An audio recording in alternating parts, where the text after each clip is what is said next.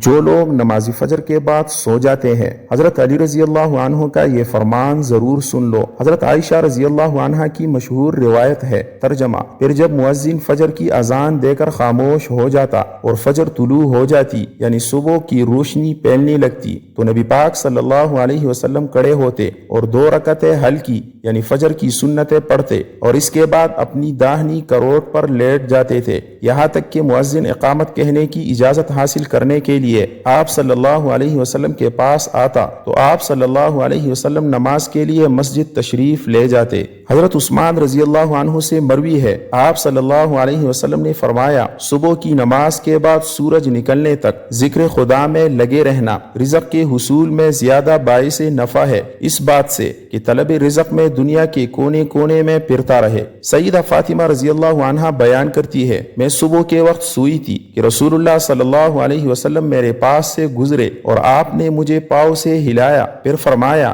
بیٹی اٹھو، اپنے رب کی طرف سے رزق کی تقسیم میں شامل ہو جاؤ اور غفلت شعار لوگوں کی عادت اختیار نہ کرو۔ اللہ تعالیٰ طلوع فجر سے طلوع آفتاب تک لوگوں کا رزق تقسیم کرتے ہیں۔ حضرت انس بن مالک رضی اللہ عنہ کی روایت ہے۔ ترجمہ: تلاشی رزق کی خاطر نماز فجر سے طلوع آفتاب تک مت سویا کرو۔ حضرت انس سے اس کی وضاحت طلب کی گئی تو فرمایا کہ اس وقت 70 مرتبہ تسبیح، تکبیر و استغفار کرنے سے روزی میں برکت ہوتی ہے۔ حضرت علی رضی اللہ عنہ کی روایت ہے۔ ترجمہ: زمین کی سطح پر کیے جانے والے 3 کاموں کی وجہ سے زمین اپنی تکلیف کا اظہار کرتی ہے: ناحق خون بہنے سے، وہ غسل جو زنا کے ارتکاب کے بعد کیا جائے، اور طلوع آفتاب سے پہلے سونے سے۔ حضرت ابو وائل فرماتے ہیں کہ ہم صبح کی نماز پڑھنے کے بعد حضرت عبداللہ بن مسعود رضی اللہ عنہ کی طرف گئے اور دروازے سے سلام کیا تو انہوں نے ہمیں اجازت دے دی، مگر ہم تھوڑی دیر دروازے کے ساتھ ٹھہرے رہے تو ایک باندی آئی اور اس نے کہا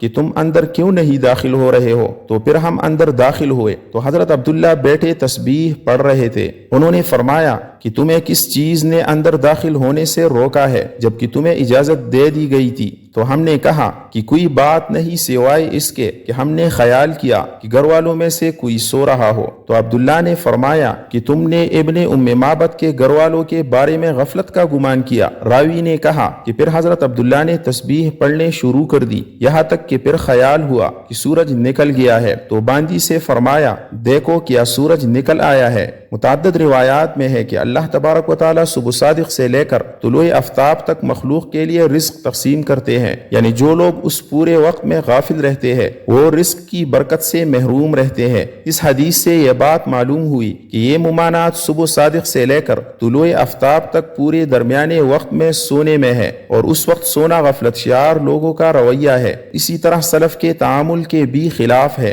نبی صلی اللہ علیہ وسلم اور صحابہ کرام کا طریقہ کار یہ تھا کہ وہ جب فجر کی نماز پڑھ لیتے تو سورج طلوع ہونے تک اپنی نماز کی جگہ ہی بیٹھے رہتے تھے اور ذکر و اذکار میں مشغول رہتے۔ اس وقت میں ذکر خدا میں لگے رہنا رزق کے حصول میں زیادہ باعث نفع ہے۔ آج ہمارے معاشرے میں یہ ٹرینڈ بنا ہوا ہے کہ نوجوان رات کے 2 بجے 3 بجے موبائل، فیس بک، واٹس ایپ ان سب پر لگے رہتے ہیں، پھر ان سے صبح کی نماز بھی قضا اور دوپہر کے 12 بجے یا 1 بجے تک وہ آرام فرما رہے ہوتے ہیں، اور گھر میں ایسا کوئی بھی انسان نہیں ہوتا جو انہیں ایسا کرنے سے باز رکھے۔ آج ہم آپ کو بتائیں گے کہ حضرت علی رضی اللہ عنہ نے ایسے نوجوان کے بارے میں کیا فرمایا ہے اور کیا کچھ ان کی قسمت میں لکھ دیا جاتا ہے جو ایسے حالات کے لپٹ میں آ چکے ہیں۔ حضرت عبداللہ بن عباس رضی اللہ عنہ سے مروی ہے کہ جو بھی انسان صبح سویا پڑا رہتا ہے تو اس عمل کو اسلام نے سخت ناپسند قرار دیا ہے کہ دوپہر کے علاوہ کسی بھی اور وقت میں مت سویا کرو۔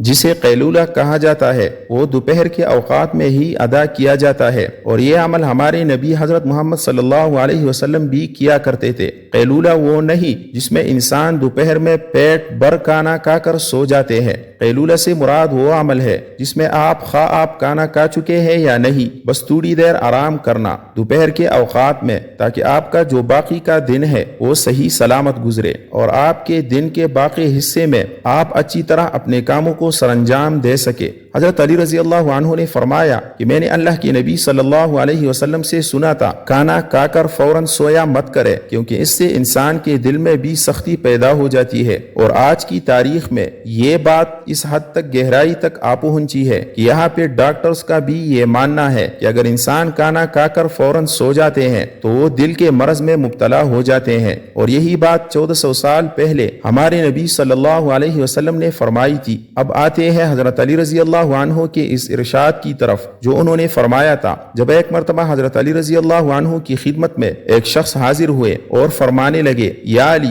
صبح سویرے جو انسان سویا پڑا رہتا ہے اس کی قسمت میں کیا کچھ لکھا جاتا ہے؟ تو جواب میں حضرت علی رضی اللہ عنہ فرمانے لگے، اے اللہ کے بندے، میں نے اللہ کے نبی صلی اللہ علیہ وسلم سے سنا کہ جو بھی انسان صبح کے اوقات میں سویا پڑا رہتا ہے اور وہ فجر کی نماز بھی قضا کر بیٹھتا ہے اور یا پھر وہ فجر کی نماز ادا کر کے سو جاتا ہے، تو جب فرشتے آسمانوں سے ان کے مقدر کا رزق لے کر زمین کی طرف آتے ہیں اور وہ رزق انسانوں میں بانٹنے لگ جاتے ہیں تو وہ انسان سوئے ہوتے ہیں۔ اسی وجہ سے وہ فرشتے وہ رزق واپس اپنے ساتھ لے کر آسمانوں کی طرف لوٹ جاتے ہیں، اور جب وہ نیند سے فارغ ہو کر اٹھتا ہے، بیدار ہوتا ہے، تب ایسے لوگ رزق کی تنگی کی شکایت کرتے پھرتے ہیں۔ آپ نے دیکھا ہوگا کہ جب اکثر لوگ رزق کی تنگی کی شکایت کرتے ہیں، آپ ذرا ان سے پوچھ کر دیکھیے، صرف آزمانے کے لیے آپ پوچھئے تو صحیح، آپ جب ان سے پوچھیں گے کہ صبح کتنے بجے اٹھتے ہو تو وہ آپ کو جواب میں لازماً یہی کہیں گے کہ ہماری تو آنکھ سویرے کھلتی ہی نہیں، ہم صبح اٹھتے ہی نہیں، اٹھنا بہت مشکل ہے ہمارے لیے، لہٰذا یہی وجہ ہے جس کی وجہ سے وہ رزق ان پر تنگ کر دیا جاتا ہے، اور پھر وہ تنگ دستی اور بے روزگاری کی شکایات کرتے پھرتے ہیں۔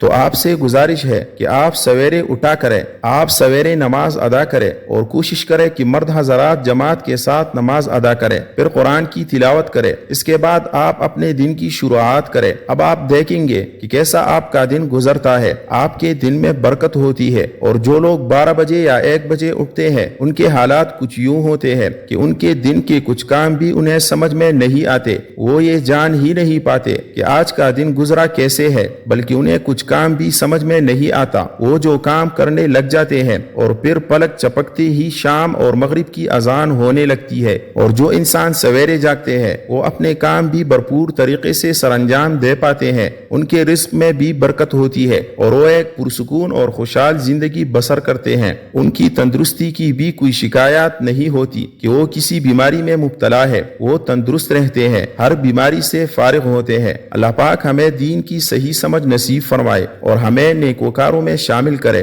آمین۔ ناظرین، کمنٹ باکس میں اللہ تعالیٰ کے 99 ناموں میں سے ایک نام ضرور ٹائپ کرے۔ شکریہ۔